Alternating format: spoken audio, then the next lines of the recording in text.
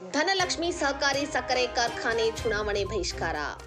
ಬೆಳಗಾವಿ ಜಿಲ್ಲೆ ರಾಮದುರ್ಗ ತಾಲೂಕಿನ ಶ್ರೀ ಧನಲಕ್ಷ್ಮಿ ಸಹಕಾರಿ ಸಕ್ಕರೆ ಕಾರ್ಖಾನೆಯ ಚುನಾವಣೆ ದಿನಾಂಕ 14/9/2025 ಬಹಿಷ್ಕರಿಸಲು ಕಾರಣಗಳು. ದಿನಾಂಕ 29/8/2025 ಅಧಿಕೃತ ಮತದಾರರ ಪಟ್ಟಿ ನೀಡಿರುತ್ತಾರೆ. ಆದರೆ ಅದೇ ಮರುದಿನವೇ ನಾಮನಿರ್ದೇಶನ ದಿನಾಂಕ 30/8/2025 ಇರುವುದು. ಅದರಲ್ಲಿ ಮತದಾರರನ್ನ ಹುಡುಕಲು ಬಹಳ ಕಷ್ಟ ಸಾಧ್ಯವಾಗಿರುತ್ತದೆ. ಈ ಮತದಾರರ ಪಟ್ಟಿಯು ಗ್ರಾಮವಾರು ಇರುವುದಿಲ್ಲ. ಗ್ರಾಮವಾರು ಮತದಾರರ ಪಟ್ಟಿಯನ್ನು ನೀಡುವಂತೆ ವಿನಂತಿಸಿದರೂ ಸಹ ಕೊಟ್ಟಿರುವುದಿಲ್ಲ. 19,857 ಮತದಾರರ ಪೈಕಿ ಸುಮಾರು 6,000 ಜನರ ಮತದಾರರಿಗೆ ಮಾತ್ರ ಗುರುತಿನ ಚೀಟಿಯನ್ನ ಮುಟ್ಟಿಸಿರುತ್ತಾರೆ. ಉಳಿದ ಮತದಾರರ ಗುರುತಿನ ಚೀಟಿಯನ್ನ ರೈತ ಹೋರಾಟಗಾರರು ಚುನಾವಣೆ ಅಧಿಕಾರಿ ವೀಕ್ಷಣೆ ಮಾಡಿದಾಗ ಇನ್ನುಳಿದ ಗುರುತಿನ ಚೀಟಿಯನ್ನ ಕೊಟ್ಟಿರುವುದಿಲ್ಲ ಎಂದು ಕಂಡುಬಂದಿತು.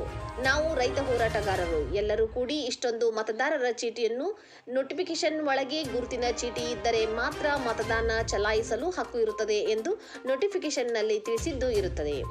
ಆದ ಕಾರಣ ಇನ್ನುಳಿದ ಗುರುತಿನ ಚೀಟಿಯನ್ನು ಈ ಚುನಾವಣೆ ಸಂದರ್ಭದಲ್ಲಿ ನೀಡುತ್ತಿರುವುದು ಕಾನೂನು ಬಾಹಿರ. ಆದ ಕಾರಣ ಇವೆಲ್ಲ ಲೋಪದೋಷಗಳು ಕಂಡು ಉದ್ದೇಶಪೂರ್ವಕವಾಗಿ ಮತದಾರರಿಗೆ ಚುನಾವಣೆ ಪ್ರತಿನಿಧಿಗಳಿಗೆ ದಿಕ್ಕು ತಪ್ಪಿಸುವ ಕೆಲಸ ಮಾಡಿರುತ್ತಾರೆ.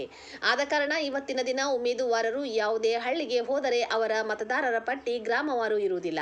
ಹೀಗಾಗಿ ಉಮೇದುದಾರರಿಗೆ ಹಿನ್ನಡೆಯಾಗುವ ಕೆಲಸ ಮಾಡಿರುತ್ತಾರೆ. ಆದ ಕಾರಣ ಈ ಚುನಾವಣೆಯನ್ನ ಎಲ್ಲ ರೈತ ಹೋರಾಟಗಾರರು ಹಾಗೂ ಎಲ್ಲ ಸಂಘ ಸಂಸ್ಥೆಗಳು ಸೇರಿ ಬಹಿಷ್ಕಾರ ಮಾಡುತ್ತೇವೆ ಎಂದು ಹೇಳಿದರು.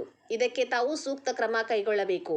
ಇಲ್ಲವಾದಲ್ಲಿ ಅಹಿತಕರ ಘಟನೆಗಳು ಸಂಭವಿಸಿದಲ್ಲಿ ತಾಲೂಕು ಆಡಳಿತವೇ ನೇರ ಹೊಣೆಗಾರರಾಗುತ್ತೀರಿ ಎಂದು ರೈತ ಮುಖಂಡ ಶಂಕರಗೌಡ ಪಾಟೀಲ್ ಎಚ್ಚರಿಕೆ ನೀಡಿದರು.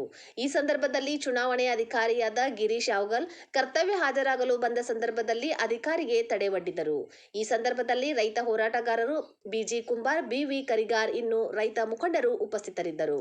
ಸರ್, ನಾವು ಇವತ್ತು ಇಲ್ಲಿ ಅಭ್ಯರ್ಥಿಗಳಾಗಿ ನಾವು ನಾಮಿನೇಷನ್ ಕೊಟ್ಟು ಚುನಾವಣೆಗೆ ನಾವು ಸ್ಪರ್ಧೆ ಮಾಡಿದ್ದೇವೆ ರೈತ ಸಂಘಟನೆಗಳಿಂದ.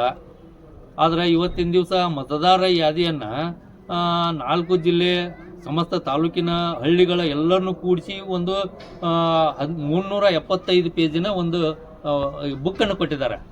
ಈಗ ನಾವು ಒಂದು ಯಾವುದೇ ಒಂದು ಹಳ್ಳಿಗೆ ಹೋದರೆ ನಮ್ಮ ಹಳ್ಳಿ ಒಳಗೆ ಒಂದು 100 ಅದಾವ ಅಂತ ತಿಳ್ಕೊಡ್ರಿ, ಅದೊಂದು ಪಟ್ಟಿ ಕೊಡ್ರಿ, ಯಾರ್ಯಾರು ಅದಾವ ಅಂತ ಕೂಲಂಕುಷವಾಗಿ ನೋಡಲಿಕ್ಕೆ ಕೂಡ ಸಾಧ್ಯವಿಲ್ಲ. ನಾವು ಮತವನ್ನು ಕೇಳಲಿಕ್ಕೆ ಸಾಧ್ಯವಿಲ್ಲ.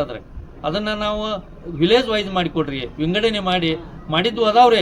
ಕೆಲವೊಬ್ಬರಿಗೆ ಪೂರೈಸಿದಾರ, ಅವ್ರ ಹತ್ರ ಅದಾವ. ಈಗ ಅವ್ನ ಇಟ್ಕೊಂಡು ಅವ್ರು ಚುನಾವಣೆ ಮಾಡಕತ್ತಾರ. ನಮ್ಮಂಥವ್ರು ಬಂದ್ರೆ ಮಾಡೋಕ್ಕಾಗಂಗಿಲ್ಲ. ಇದ್ರ ಉದ್ದೇಶ ಏನು, ಬೇರೆದವರು ಇಲ್ಲಿ ಬಂದು ಚುನಾವಣೆ ಮಾಡಿ ಒಳಗೆ ಹೋಗ್ಲಿಕ್ಕೆ ಅವಕಾಶ ಇಲ್ಲ ಅಂತ ಒಂದು ಪರಿಸ್ಥಿತಿ ಒಳಗೆ ಐತಿ.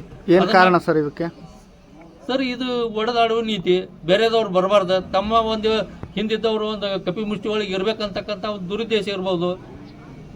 ನಾವು ಭಾಳ ಹೋದ ವರ್ಷ ಕೂಡ ಚುನಾವಣೆ ಕೇಳಿದ್ದೀವಿ.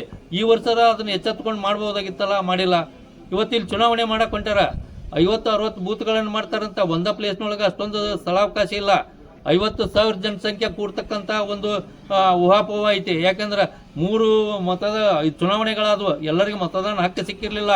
ನಾವೆಲ್ಲ ಹೋರಾಟ ಮಾಡಿದಾಗ ಕೋರ್ಟ್ಗೆ ಕೇಸ್ ಹಾಕಿದ್ದೀವಿ.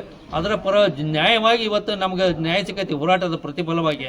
ಅದು ಇವತ್ತು ಹೋರಾಟ ಭಾಳ ರಂಗೇರೈತಿ. ಪ್ರತಿಯೊಬ್ಬರು ಮತದಾನ ಮಾಡಲಿಕ್ಕೆ ತಯಾರಾಗ್ಯಾರ. ಇದ್ರ ಜೊತೆಲಿ ಕುತೂಹಲಕ್ಕಾಗಿ ರಾಮದುರ್ಗ ತಾಲೂಕಿನ ಸುತ್ತ ಹಳ್ಳಿ ಜನ ಕೂಡ ಹೆಚ್ಚಿನ ಜನಸಂಖ್ಯೆ ಒಳಗೆ ಬರ್ತಾರೆ.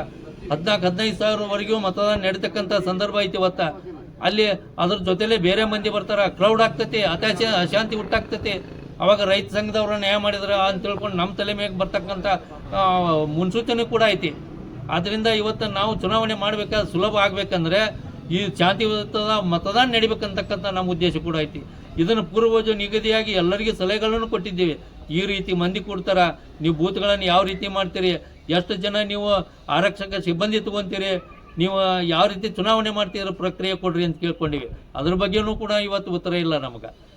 ಮತದಾರ ಯಾದಿಯನ್ನು ವಿಂಗಡಣೆ ಮಾಡಿಕೊಟ್ರೆ ನಮಗೂ ಕೂಡ ಸರಳ ಆಗ್ತದೆ. ಇವತ್ತು ಪೋಸ್ಟ್ ಮಾಡ್ತಾರೆ ಇವರು ಇಲ್ಲಿ ಕಾರ್ಡನ್ನು. ಆ ಕಾರ್ಡ್ ಈಗ ಮಾಡಕತ್ತಾರೆ, ಇನ್ನೂ ಮುಟ್ಟಿಲ್ಲ. ಚುನಾವಣೆ ಬಿಫೋರ್ ಮುಟ್ಟಿಸ್ಬೇಕು, ಇದನ್ನು ಕಾನೂನು ಐತಿ. ಅವನು ಮುಟ್ಟಿಸಿಲ್ಲ, ಅದಕ್ಕೆ ಕೂಡ ರೈಟಿಂಗ್ನಾಗ ಕೊಡ್ರಿ ಅಂತ ಕೇಳಕತ್ತೀವಿ. ಇನ್ನೂವರೆಗೆ ಕೊಟ್ಟಿಲ್ಲ, ಅದಕ್ಕೆ ನಾವು ಧರಣಿ ಮಾಡಕತ್ತೀವಿ.